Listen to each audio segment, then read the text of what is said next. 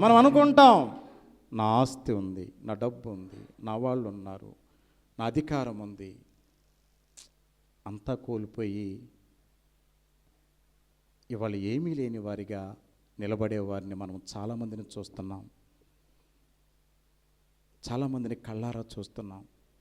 దేవుడు అంటున్నాడు, వాటి గురించి మీరు అతిశయపడొద్దు.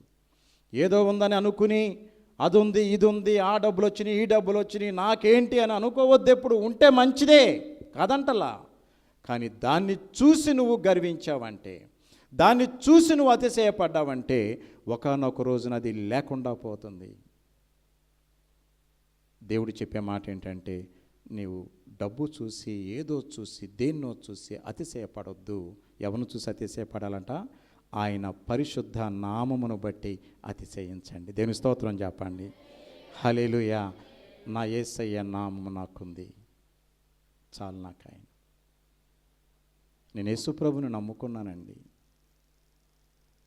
ధైర్యంగా నువ్వు చెప్పగలవా? దొంగ వ్యవహారం చేస్తున్నావా? ఎవరి కోసం దేవుణ్ణి నమ్ముకున్నావు? ఎందుకోసం దేవుణ్ణి నమ్ముకున్నావు? నిన్నెవరు రమ్మన్నారు? అసలు నిన్నెవరు బ్రతిమలాడారు? అవసరమైతేనేమో పరిగెత్తుకుంటూ వస్తావా? కాస్త స్థిమితంగా ఉంటే మాత్రం పరుగులెత్తుకుంటూ పోతావా?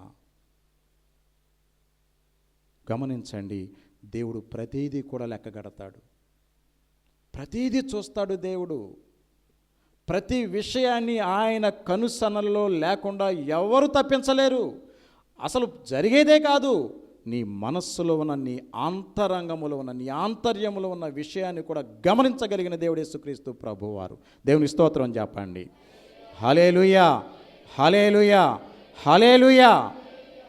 గమనించండి, చక్కని స్థితిని మనం పొందుకోవాలి, విలువైన స్థితిని మనం పొందుకోవాలి. అప్పుడే క్షేమంగా ఉంటాం.